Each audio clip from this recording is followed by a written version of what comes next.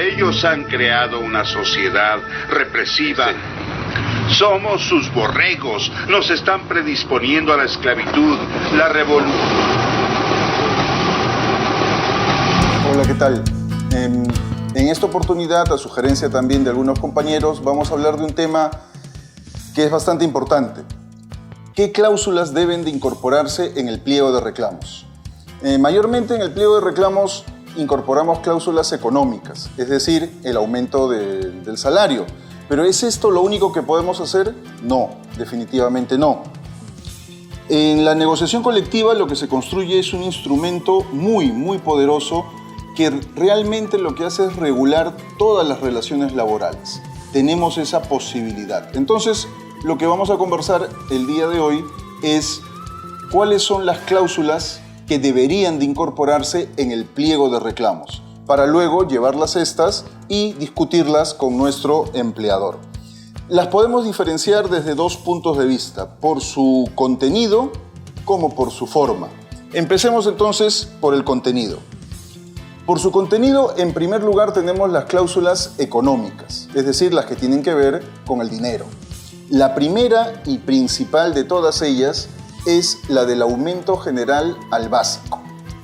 Esta es la más importante, pero al mismo tiempo es la más difícil de conseguir. Significa la cláusula por la cual el empleador va a incrementar nuestra remuneración básica, nuestro sueldo básico. Es importante porque el sueldo básico está amarrado a toda una serie de beneficios legales, a la compensación por tiempo de servicios, a nuestra bonificación de julio y de diciembre, a la bonificación por CTS y cuando se termine el vínculo laboral también a la liquidación. Por eso es tan importante defender siempre el aumento general al básico. Algunos compañeros equivocadamente piensan que es más importante o que también es válido aceptar un incremento mayor, por ejemplo, en movilidad. La empresa nos ofrece 10 soles en movilidad, pero 1 sol en el básico. ¿Está bien eso? No, no está bien. Es necesario defender el aumento al básico. Pero no es lo único. Luego tenemos que negociar horas extras, carga familiar, turno nocturno, escolaridad, quinquenios, alimentación, movilidad. Es cierto que muchas de estas categorías la ley ya las regula, el turno nocturno, las horas extras. Pero que la ley regule no significa que sea un techo, significa que es un piso. La ley señala un monto determinado por turno nocturno. El sindicato puede proponer que por determinadas condiciones en esta empresa tenemos que obtener una mayor bonificación por trabajar en horas de noche. Entonces, todas las cláusulas que tienen que ver con dinero en mano del trabajador o de la trabajadora son cláusulas de carácter económico. El segundo gran grupo son las cláusulas que van a regular las condiciones de trabajo, es decir, cómo se regula el proceso de producción dentro de la empresa. Eso también es potestad de la negociación colectiva. Muchas veces no se toca, porque en nuestro país la mayor parte de las empresas considera que estos temas son de su potestad, ese es el dominio del empleador. Es cierto que el empleador regula, pero también es cierto que la ley nos permite discutir esto. ¿Qué es lo que podemos discutir? Podemos discutir los horarios, sabiendo que, claro, hay una jornada de 8 horas, pero podemos discutir la manera en que estas 8 horas van a distribuirse. Si son turnos rotativos o no son turnos rotativos. Podemos discutir el tiempo de tolerancia que va a haber en la empresa. Si la mayor parte de los trabajadores labora en el cono norte de la ciudad y la empresa está ubicada en el cono sur, es absurdo decir que solamente hay 15 minutos de tolerancia. Se puede discutir una tolerancia mayor. El uniforme. ¿Cuántas veces tiene que darnos el empleador el uniforme? La ley estipula una cierta regularidad. Por pacto colectivo podemos hacer que esto sea mejor. El comedor también es un tema para discutir, es decir, tiene que haber comedor en nuestra empresa, debería de hacerse un esfuerzo para que haya una zona adecuadamente instalada, donde los trabajadores puedan tomar sus alimentos, donde haya una concesionaria que brinde un servicio, los permisos para casos especiales. Si bien efectivamente la legislación también norma un mínimo, si en una empresa la mayor parte de los trabajadores tiene a sus familias lejos, se puede discutir que el tiempo de permisos en caso de algunas situaciones especiales como la enfermedad o el fallecimiento de un familiar pudieran ser mayores. El tercer grupo tiene que ver ya no con solamente cómo se organiza la producción, sino con el desarrollo humano en general. Es decir, si estamos en un sindicato donde los trabajadores y las trabajadoras son muy jóvenes, tal vez sea importante pensar en cómo vamos a capacitarlos. La capacitación técnica de los trabajadores no solamente es responsabilidad del propio trabajador, a la empresa también le conviene que sus trabajadores estén técnicamente capacitados. Entonces podemos discutir cláusulas de facilidad, de fomento, de ayuda para los trabajadores que deseen capacitarse. También tiene que ver con todo lo que son las cláusulas que ahora se denominan de género, es decir, aquellas que ayudan a las trabajadoras para que haya una armonía entre su vida personal, familiar y su trabajo, especialmente en los casos de maternidad y también en los casos de acoso laboral. El convenio colectivo puede normar un procedimiento, un protocolo, para que si hay casos de acoso laboral, estos sean investigados y sean también sancionados. Guarderías. Ese es otro tema que se puede discutir en un convenio colectivo. Si en la empresa hay un número importante de trabajadoras y ellas tienen hijos menores, es válido discutir con la empresa instalar una guardería. De esta manera, las trabajadoras pueden llevar a sus menores hijos y estar en un lugar adecuado, y así van a laborar con mayor tranquilidad y mayor productividad que simplemente si los dejan en su domicilio solos o quién sabe cómo. Entonces, también tiene que ver en este ítem de cláusulas que tienen que ver con el desarrollo humano, podemos negociar algún tipo de beneficio, apoyo, soporte a la familia del trabajador, a los hijos de los trabajadores, a las esposas de los trabajadores o a los esposos de las trabajadoras. Becas para los hijos que tengan un alto desempeño escolar, becas para que las esposas puedan iniciar emprendimientos, en fin. Aquí también se tiene que discutir los aguinaldos. Normalmente algunas empresas cada vez menos tienen una política de aguinaldos.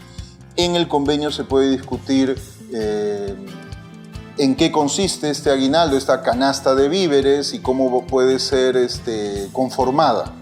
Y también aquí podemos discutir 3 fechas que son importantes para un sindicato, para una empresa en general, ¿cierto? El aniversario de la empresa, el 1 de mayo y el aniversario del sindicato. ¿Y qué cosa es lo que se discute? Se discute entonces cómo va a ser esta celebración, quiénes van a aportar. A una empresa también le interesa que el 1 de mayo se recuerde, es parte de la tradición de los trabajadores, y el aniversario del sindicato también es parte. Y si la empresa piensa que todos los trabajadores y la empresa somos una comunidad, ellos también tienen que comprometerse con estas actividades, ya sea financiándolas o brindando facilidades para que se desarrollen.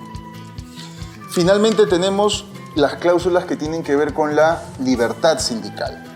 Allí tenemos que negociar licencias. La ley nos da un mínimo de 30 días al año para un determinado número de dirigentes. Nunca es suficiente. Necesitamos más licencias sindicales y eso hay que discutirlo en el pliego de reclamos. Pero no solamente licencias. El sindicato, lo que hay que entender es que el sindicato es un instrumento que ayuda a que las relaciones laborales funcionen de manera adecuada, a que no haya conflicto.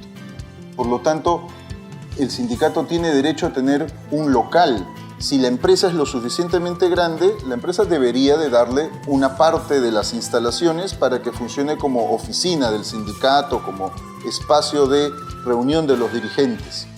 Si no es así, en muchos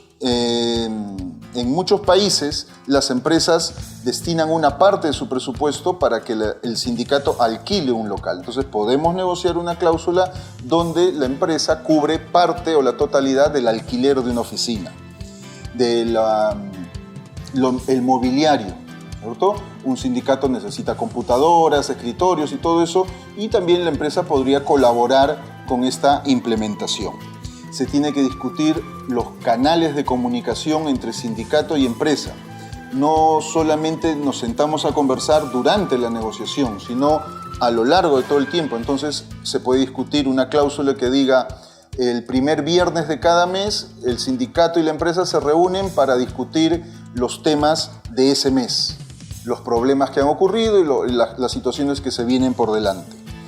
Hay que discutir también el mecanismo para el cobro de la cuota sindical.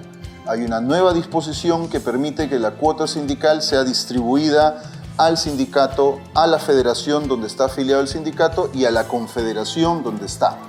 En ese caso, tenemos que establecer en el convenio que la empresa se va a comprometer a respetar esto y cómo lo va a hacer para que esto pueda ser eficaz.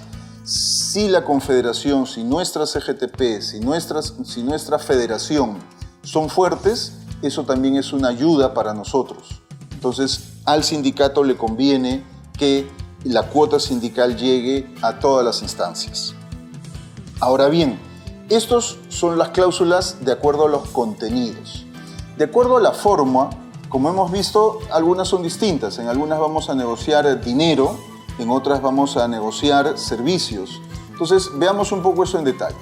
Efectivamente, algunas cláusulas lo que vamos a discutir es plata.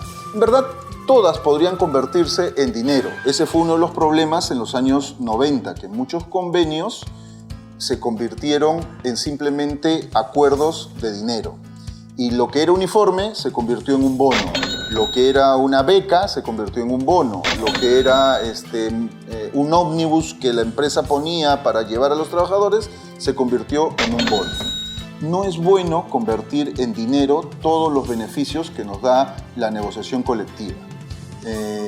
Porque tener servicios nos da también mayor autoridad y nos da mayor poder dentro de la empresa. Entonces, podemos negociar acuerdos por dinero, bien, pero no basta.